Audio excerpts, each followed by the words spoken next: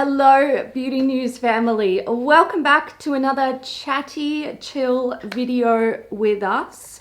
Kat, you're going to tell us what we're doing today. Yeah, so we decided, because of the news that was announced right after we filmed last month's Beauty News, that the Urban Decay Naked Palette, the original, is coming back for a limited time. We decided to use that info and talk about discontinued products that you all are missing and would love to come back.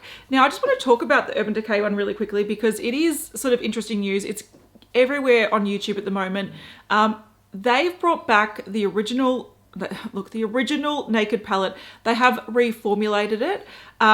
Now, I've heard that that the quality isn't even as good as the original one, which is funny because the original one is now 14 years old and the quality has been surpassed time and time again in the sort of eyeshadow space. So the fact that the quality is not up to par to the standard of the price of Urban Decay anyway these days, and then they've reformulated and it possibly isn't as good. I'm like, what are they doing?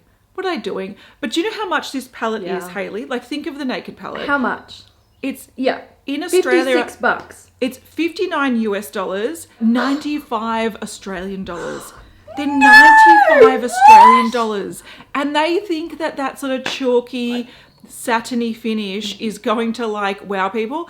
Look, I understand that there is a huge group. I love the Urban Decay Naked Palette. You and I both love it. We haven't decluttered ours. Absolutely. We love ours. There's some nostalgia. It's very practical. But one thing, I saw a comment, because I sort of did a video talking about my Naked Palette that I still have from 10 years ago. And someone made a comment that stuck in my head, and now I'm seeing all these sort of suggestions that you all gave about these discontinued products, and I'm thinking it in this frame of mind. So what they said was, if this was released today as a new product, would you be excited for it or buy it? And the answer is absolutely not. It's the most fucking boring palette with average formulation. I would not buy it at all. The only reason I'd buy it is because I've got nostalgia built into it, and I remember when it was such a big hype. Yes, yeah. So I thought that was an interesting way to look at it. But we thought that news, which mind you, look, how limited is it going to be? They've reformulated, which costs money. They're rolling it out. It's coming to Australia end of October, and there's some countries it's not releasing until January. This is going to be around for a little while. God. Trust me. This is going to be around for ages. Don't rush. Walk, don't run. I got some thoughts now, because I don't really care about the Urban Decay palette coming back. But when Kat said $94. 95. Well, they sell in Mecca 95? for $95. And the new one coming back is the same prices on the US site as their current ones. Yeah, it's unbelievable. It's unfathomable to pay that much for the palette. I would never, the audacity. Now I have a bit of a love story with the Urban Decay Naked Palette. The original one, it wasn't in Australia. When I bought it on an aeroplane in Europe when I was with my dad. We were flying from Spain to somewhere, and they had a catalogue where you get your food and your drinks and all that. You could buy the Urban Decay Naked Palette on the plane. Oh my God. You could! And they had that and a few other makeup items, but also you could buy jewelry and you could buy all sorts of things. So, and it was all authentic stuff. It was just retailers selling through the airline. So I actually bought it on the plane, and I just have such fond memories with it. Now I still have the original one that I bought with my dad, but Kat actually gave me a fresh one. Oh, that's right. Still in its box. Didn't I? Because mine was so old. I bought it in, I think it was 2012. That's how old mine was. So Kat gave me a fresh one. I'm pretty sure I left it in Melbourne though, because I didn't find it in my eyeshadow palette drawer. So I have a really special memory with the Urban Decay Naked Palette, but Now, was it Estee Lauder who bought Urban Decay? Yeah, they did. Yeah. Now, their eyeshadow quality is shit across the board. Look, I think there are some that are nice. Like, I think some of the Naked palettes, like I'm thinking the Naked Honey, which a few people mentioned as well. I do like that. I didn't even know that was discontinued, to be fair. Like, that has been discontinued since. No. I think some of them can be nice, but either. Like, you can't expect wow sort of pigmentation and wow finishes. Like, it's just not going to happen.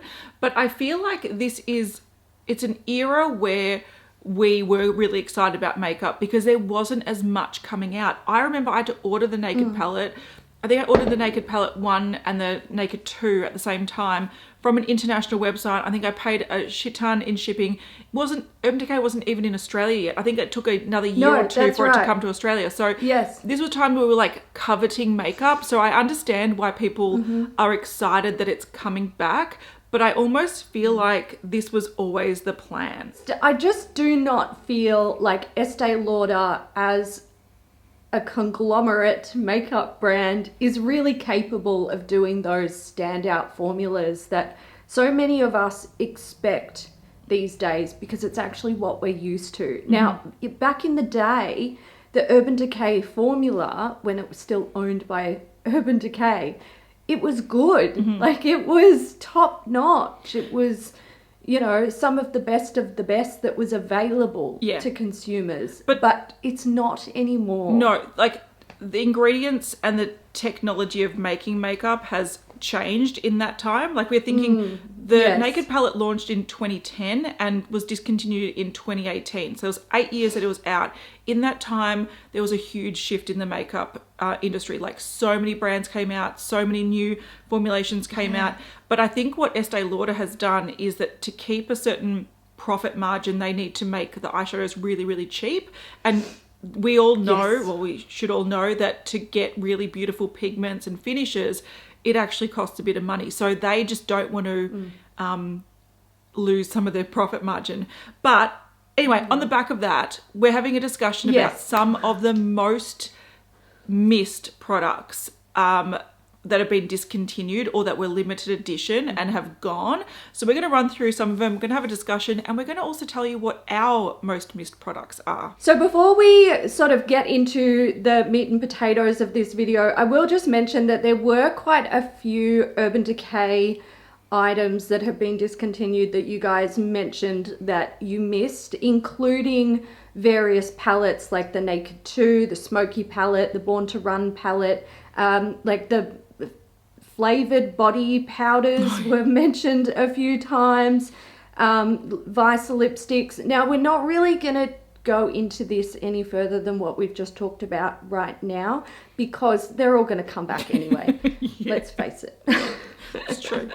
I think Urban Decay is trying to like capitalize on the cyclical nature of makeup trends. 100%. But I think one that we really should get into is Anastasia Beverly Hills. Now, there have been a few suggested or mentioned from this brand, and the biggest one is the Amrezy highlighter. Yeah. Now, we destroyed this back in 2018. It was released in early 2018, so we probably destroyed it Shortly mid 2018 sometime. We'll try and find the link and put it in the description if you want to watch it. Now, it's beautiful. We destroyed it, repressed it. I kept it and even used it for a while, and I was like, this thing is gorgeous. But it doesn't repress well. Yeah, it's that baked gelée formula that doesn't... It is. Once you've stuffed it up, it's very strange. That's right. So it's best not to try and repress it if you can avoid doing that. Now, the thing about this one is it's gone, certainly not forgotten, but we may have some dupes. And it looks like ABH actually released what is considered identical dupe of the product. It's the Sun Idol Glow Seeker highlighter. It's considered a re-release of the exact shade, but also the internet will tell you that the Revlon Skin Lights in Daybreak Glimmer is the closest dupe on the market at a more affordable price point.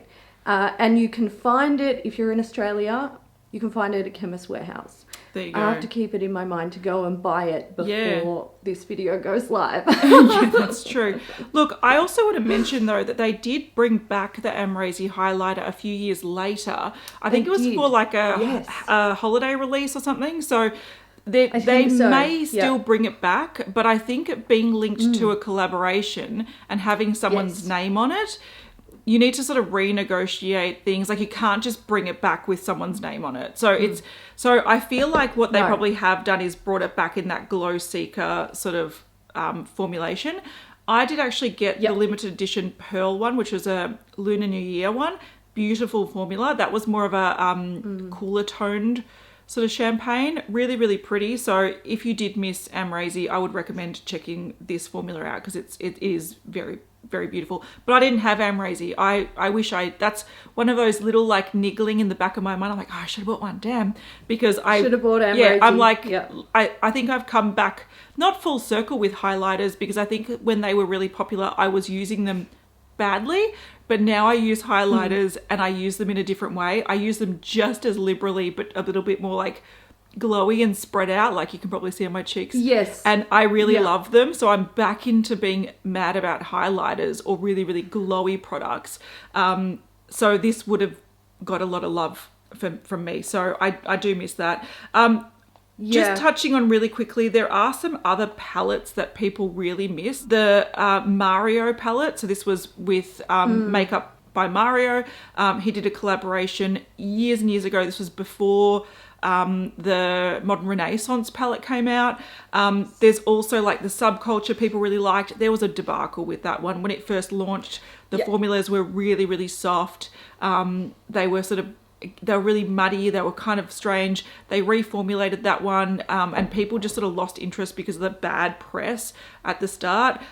Sultry, look, I loved this. I love the Sultry palette. That was a holiday release. I think I've still got that one I too. love it. It's so good. They did bring it out recently in an edited version for, I think it was the holidays last year. So it took out a few of the sort of redundant shades and that weird coral. I did like the weird coral, to be honest. But so they are sort of bringing back sort of popular things. So even if you wanted something that was really popular and you're like, I really miss that, you might find something in their range that is similar enough. One thing that people really liked, but I decluttered mine because I think they were really popular at the time, but then we've moved past it, was the Moonchild palettes. This is a highlighter palette. They had a few different versions of this. This was essentially like blue highlighter all over your face. There was like a pink one, a green one, and 4 like Tin Man blues, and it was a time. That time has passed. Yeah, it has. I'm just looking now. I just reached over to look in my drawer. I've still got what appears to be 3 of the glow kits from Anastasia Beverly Hills, but I'm pretty sure I had like 5 or 6 at one stage. I loved these. I was all over them. At the time, they were breaking boundaries of highlighters, and I think Anastasia Beverly Hills in general was doing that with a lot of releases, and they were just so fucking exciting. They were. And the formula was good. Yeah. They were. I don't think they would do so well these days if they returned. No, I think it's not the time for it. Like, look, to be fair, like that particular palette, which was the first coloured palette they had some more sort of like champagne and gold and, you know, that kind of bronzy highlighter palettes. Yeah. But that blue one, which was, like, you're right, it was sort of breaking a lot of grounds, especially for a brand that was fairly popular and mainstream, to have a colourful highlighter palette. And this was way before even like Kat Von D brought out the Topper palette. So huge breaking grounds before like the sort of alternative brands were even doing it. The problem is, though, that the quality was fine. The concept is interesting. At the time, it was very interesting. But people like more, not natural makeup, but like enhancing makeup these days. You don't want just a purple highlight a blue strip on your face. It's not something that is really trendy at the moment. So it may come back, and they might come back with a rejigged version of it. But I won't be buying it. And I would probably be sucked in. Oh, really? I'm just gonna say now. Yeah, if it was like a revamped version, like I'm looking at it now, the shades, you've got Blue Ice, Star, Purple Horseshoe, Blue Moon. Those 4 shades basically looked the same on the skin. The only one that stood out to be a little bit different was Star, because it was more silver. Yeah. Whereas the other ones all had like blue or blue to purple or blurple colours. Then we had Lucky Clover, which was a green, and then Pink Heart, which was just like, you know, it was pink, which was not that interesting. But, like, if they brought it back and they were doing something a bit different, like, I can see myself being sucked into that. No, I thought I was going to be stuck in with the Sultry palette re-release, but because I have the Sultry palette... Oh, really? It still performs really beautifully. I'm like, I don't need another one. Yes. And you don't need to do it again. You can be pedantic. It's up to you. If you want to be like, it's past its use by date, I'm going to throw it out. You do I don't give a shit. You do you, but for me, if it still performs and it hasn't changed at all, it doesn't smell bad, the texture's not off, the colour's not off, I'm keeping it and I'm still using it. Don't tell me what to do. So Same. I'm probably gonna pan that at some point because I love that palette so much. It's beautiful. Another brand that was mentioned quite a bit was Becca, and it was no surprise to me that you guys were in the comments saying the Becca things. We've talked about Becca quite a bit over the last, this year in general, I think. You know, talking about brands that closed down, and now we're talking about discontinued products that people miss.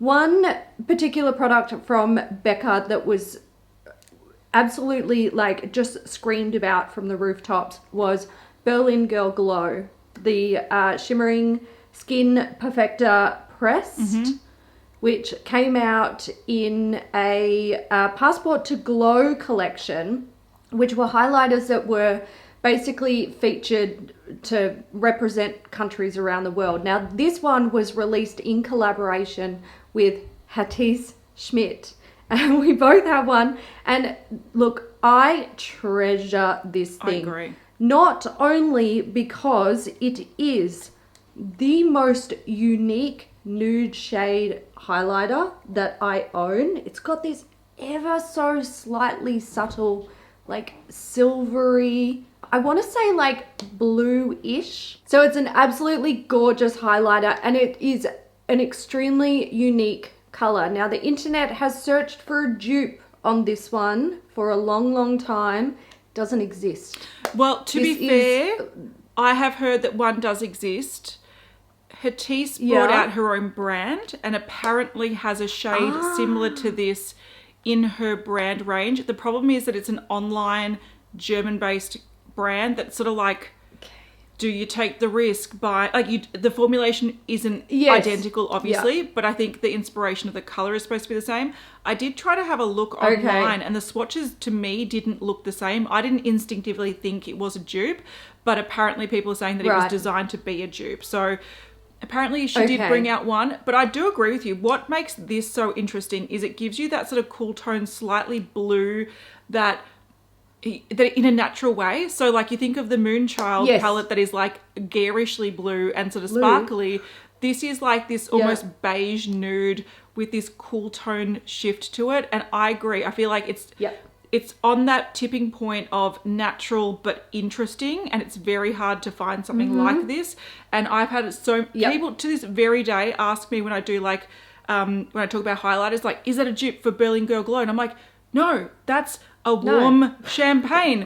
This is a cool beige, like a rosy beige with a blue iridescence, which you cannot find. It is very, very unique. What I think was interesting about this and this range in general was that it was very, very limited. So it was mainly only available, I think, to the US and the country that it was collaborated with. Yes. So when you are in Australia or you're in Canada or you're in somewhere else and you really want it, it becomes that coveted item that you can't get. So it made these a little bit more unique and a little bit more special. But I do think, I feel like Becca as a brand in general, like a lot of people, they had like their liquid highlighters. I agree. Their liquid highlighters were beautiful. Their liquid blushes. They had so many products that were really beautiful.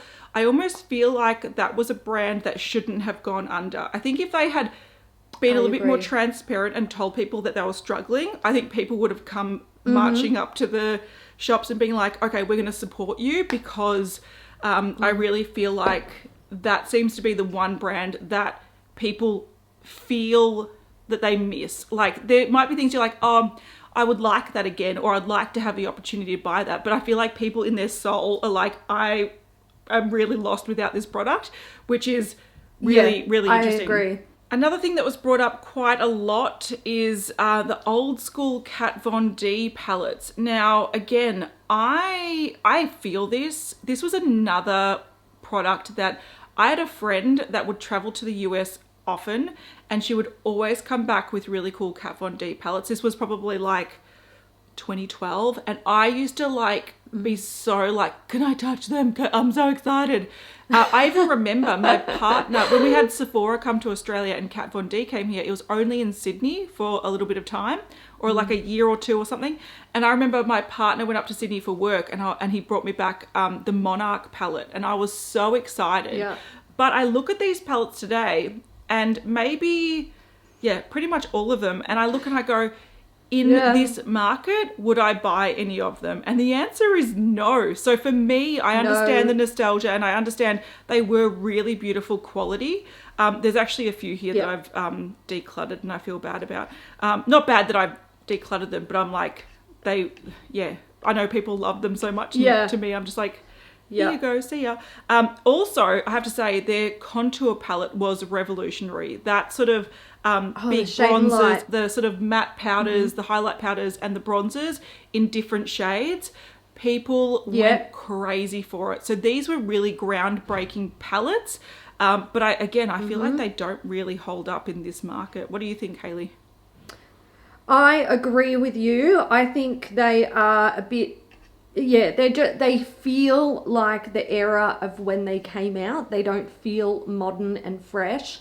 I definitely think like this brand was, again, another like leader in what was trendy, and really touched on a demographic of customers that weren't well represented in the makeup community. And I think that's why they did so well. Also, the formula was really good for its time. There is a little tidbit of information that I want to share. When I was doing research for these particular palettes, I came across something about the Movida Loca palette that years after it had like sold out and it was no longer available, it was selling for $200 as a used item, even when it like well expired. Yeah. And you know what? I kind of sat there and just went, fucking hell. I had that palette for so long before I decluttered it. I just couldn't give it up because I was like, it just felt like it was a memory of a time that was just so pivotal in the Australian makeup community, because that palette was available when Sephora launched its first store in Melbourne Central. And that's where I bought it. I went on a little shopping spree with Mum. And so, you know, just big memories and, you know, the kind of things that, you know, you see the product and you just kind of have a little flashback to why it meant so much to you at the time. But would I use it now?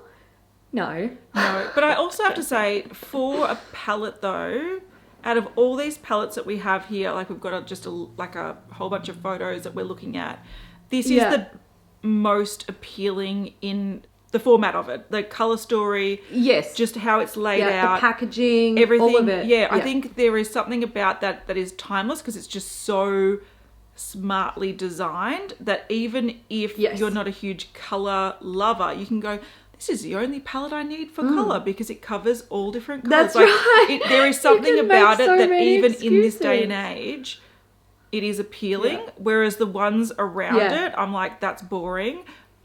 But like the Serpentina and the Metal Matte palette and stuff. I mean, still at the time, they were really popular. And I bought both of them. I bought Serpentina and I bought Metal Matte. But, you know, I also have decluttered them long ago. And I guess it really also depends on the style of makeup that you wear. You know, like back in the day, that was kind of my jam. But you change. Things can change. So, look, KVD Beauty is not what it once was, literally. But also figuratively, you know, with what they release now, it seems much more. It's more safe. It's definitely less risks. For It sure. is. It feels more safe. Yeah. So the next brand was Too Faced, and I feel this in my soul. Yeah. These suggestions. Okay, Yeah. besides, look, the chocolate palette was probably the first palette that I was really like. I was sold. I was all in. I was buying all of them. It doesn't matter how shit the Same. follow-ups were. I was like, I am convinced. I need all of these as a collection. Got to catch them all. Yeah, got to catch them all. Yeah. This was like my jam. I still really love that chocolate palette. I ended up actually depotting it and keeping some of the shades, like the ones that I liked. Formula holds up to this very day. And whenever I use it, my kid's like, oh, that one smells nice. And I'm like, yep, that's from this... Come with me, child. I'll tell you about way back when there was this chocolate-inspired palette that smelled like and tasted like chocolate. So for me, I do feel totally. that. I also think it belongs where it was. Like, it doesn't still need to be here today. But the chocolate bar palettes were very, very pivotal in Too Faced's success, in my opinion. That's what put them on the map as being like a juggernaut brand. The next sort of big sellout crazy palette was a Sweet Peach palette. That ended up sparking a collection called the Peach. I was obsessed. Peach Perfect Collection. Oh my God. There was a blush, there was foundations, and they were really good foundations. They were sort of like foundation balm, sort of like BB cream balm. Like, they were really different but really good, and they had the nicest powder. This powder was a translucent powder, setting powder, smelled like peach, set beautifully. I miss it to this very day. So the people that mentioned that range, and if you had oily skin, it was an oily skin girl's dream, that powder. The foundation, I would say, could have probably been worn even by people with drier skin, Just don't if you powder. did your skin prep well. But the powder was like... She meant business. It tasted good too. I used to love applying it because a little bit would dust in your mouth and I'd be like, oh, so delicious. Good. Such a good powder. It was such a good range. I think if they brought that range back, it would do well. Agreed. In this current climate, because it was a really beautiful foundation. And the powder was great. I also think with the foundation, which was unusual, was that it was more of a sort of lower coverage one that also suited people with oily skin, because in that era we just saw like matte full coverage long wear, but some people don't want matte full coverage long wear, so it was sort of like a sort of slightly balmier version that still wore well on oily skin. I don't think they ever should have got rid of that powder. That powder is like, that's not a trendy product. That's just a staple product. A staple. Yeah. That's a staple. So I agree. Yeah. Estee Lauder strikes again, because I just don't feel like they really have their finger on the pulse with what's, you know, I guess trendy or could be good in the current climate. Like, they're bringing out the original Naked palette, and they're discontinuing all Becca products. And why aren't you bringing back the Too Faced Peach palette? I've just had an idea. Or peach range. And I hope they do this. Watch this and steal my idea. I do not care. Those sort of coloured setting powders are all the rage. Strawberry powder, peach powder, banana powder, chocolate powder, caramel powder, vanilla powder. Bring them all out. Do it. I'm buying them all. No. Can I use the chocolate powder? No. Will I sprinkle it on my baked goods? Yes. But they are actually bringing out, I think it's like an apple palette. So it looks a bit like the old school sort of scented peach palette, but it's an apple themed one. So they are sort of starting to... Does it smell like apples? I want it. I think it actually does. It is scented. So they are starting to bring out the old classics that worked a few years ago. Yeah. So I'm hoping they bring out those powders. I just take my idea. Fingers I don't crossed. care. Just do it. Make it smell nice. Yeah. make the Steal same it. formula. I will use it. I will buy it. Yeah. We're going to end with MAC, mainly because when we said that we were going to talk about something that we each miss and want back desperately, they're both MAC products. Now MAC, yeah, they are. But MAC was a brand that there was a few things that came up, mainly like Stylishly Merry, which was their Christmas eyeshadow. I think because I did bring that back in the big pan highlighter the following year. I sort of feel like that was, or 2 years later I think it was, but I feel like that is sort of, I've made my, like, that's done. I've had enough. But for me, I agree. The thing that I miss dearly, and I spent a good chunk of last year looking for dupes when I used this up, it's MAC Stereo Rose. Now I have a little bit left around the edges simply because I'm keeping this to swatch dupes. Now this is a mineralized skin finish. It came out years and years and years ago, and it came out a few times. When I first bought this, I used this as a highlighter, which I don't think you should use it as a highlighter. It is like a peachy pink, like a corally shade really. I used it as a highlighter and it looked a bit silly. And then last year I realized I'm going to pull it out, try to use it. It's getting old, and I swept it on like a blush, like a draping blush. It was the only makeup product, I'm not kidding you, that every time I wore it, doesn't matter if I wore it on bare skin, low coverage, full coverage, whatever the hell it was, on top of something, under something, whatever, it made my makeup look 10 times better. It's amazing. I have bought a couple of like dupes in terms of what it sort of looks like on the skin, but they don't apply as easily because this is that baked sort of domed powder. It just sweeps on with so much ease. You can over apply, but it doesn't look overdone. It is the best peachy shimmery blush highlighter duo thing, like dual product that I've ever come across. And if I ever had to collaborate with MAC, I'd be like, bring out this Stereo bring Rose. Stereo Rose. Let's call it Stereo Cat. I don't care. Bring it out. It is the most amazing thing. And I miss it every day. Like this was my most enjoyed. This is what got me back into blushes because I just enjoyed the steps so much. So this, time and time again, I would buy 10 of them.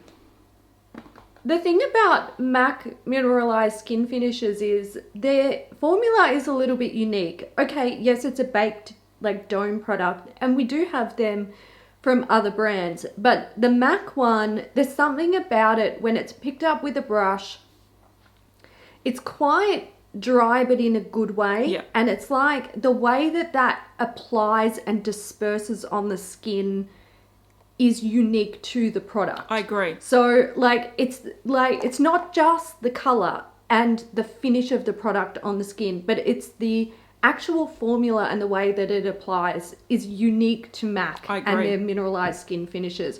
So I totally understand where Kat is coming from, and mine is quite similar.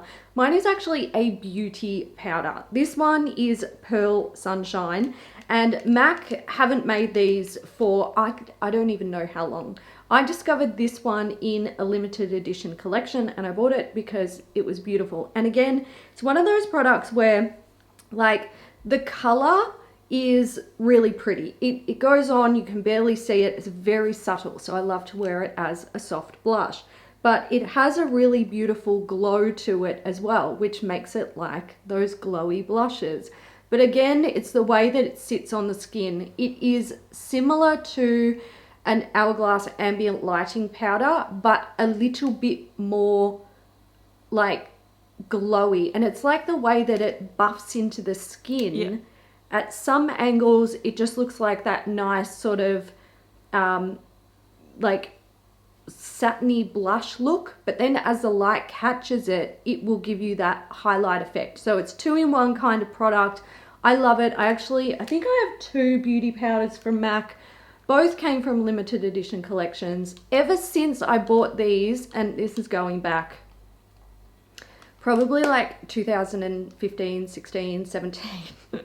I still have them, I still use them, and I've never seen one since. And I think MAC should make more of them. Bring out a whole fucking range, because I buy them all. And I do have to say the same thing with this in terms of like what I loved about it is that I have bought stuff that are dupes since using this up, and this just glides over and sort of makes everything Yeah. look smooth. Whereas I found, like, I've got a Brings Bobbi Brown everything one. together. Yeah, I've got a Bobbi Brown one, which Yeah. obviously same parent company. It looks very, very similar on the skin, but the effect of applying it, there's a lot more work that has to go into it.